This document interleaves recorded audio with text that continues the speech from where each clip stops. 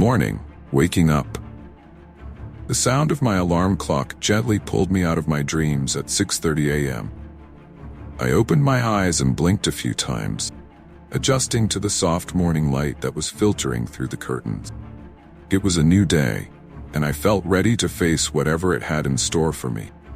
I stretched my arms above my head and took a deep breath, feeling the cool morning air fill my lungs.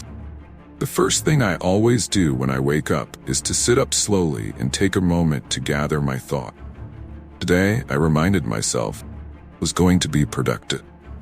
After a few minutes, I finally got out of bed and made my way to the bathroom. Brushed my teeth, washed my face with cold water to wake myself up, and then took a quick, refreshing shower. The warm water helped me fully wake up, and by the time I stepped out, felt ready to tackle the day. I dressed in my usual work attire. Nothing too fancy, just a comfortable shirt and jeans. Before heading to the kitchen, I made my bed and tidied up my room a bit.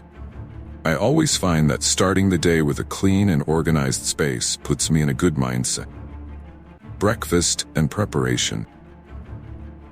In the kitchen, I brewed myself a cup of coffee. The rich aroma filled the room and I felt a sense of calm as I sipped the hot drink. Breakfast was simple: a slice of toast with butter and jam, a bowl of cereal, and a banana. I'm not much of a cook in the mornings, but I make sure to eat something that gives me energy. As I ate, I took a few minutes to check my phone, mostly just scrolling through messages and catching up on any news. I also looked over my schedule for the day, mentally preparing myself for the tasks ahead. By 7:30 a.m., I was ready to leave the house.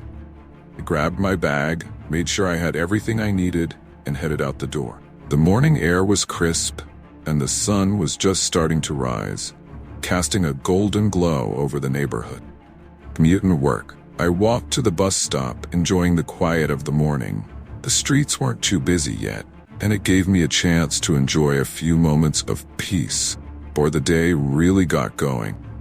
When the bus arrived, I took a seat by the window and watched as the city slowly came to life. The ride to work took about 30 minutes, giving me plenty of time to listen to a podcast.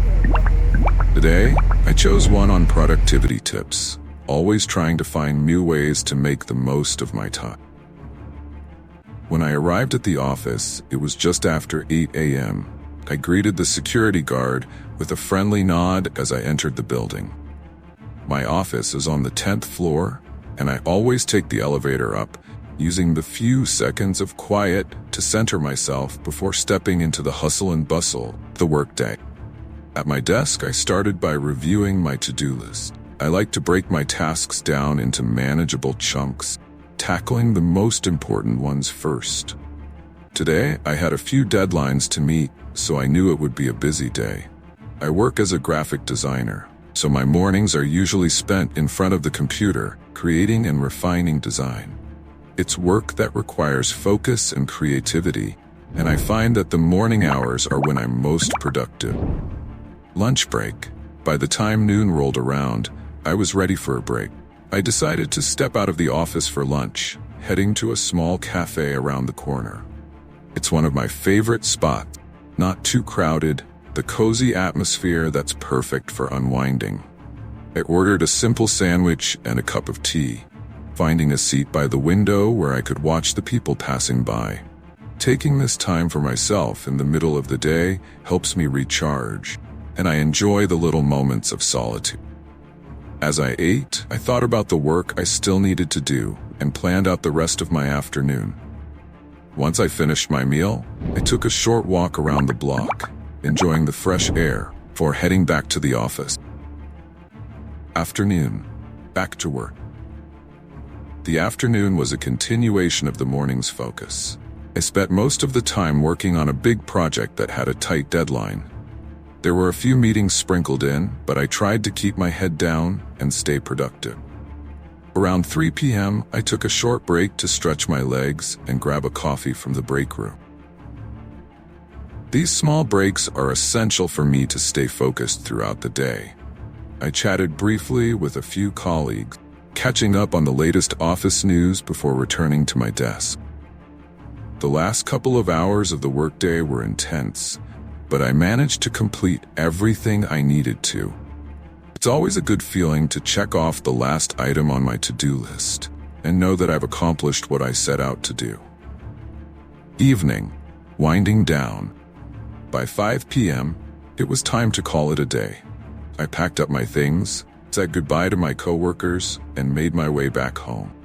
The bus ride was quieter this time, as most people were either still at work or heading home themselves. I used the time to listen to some music and relax after a busy day.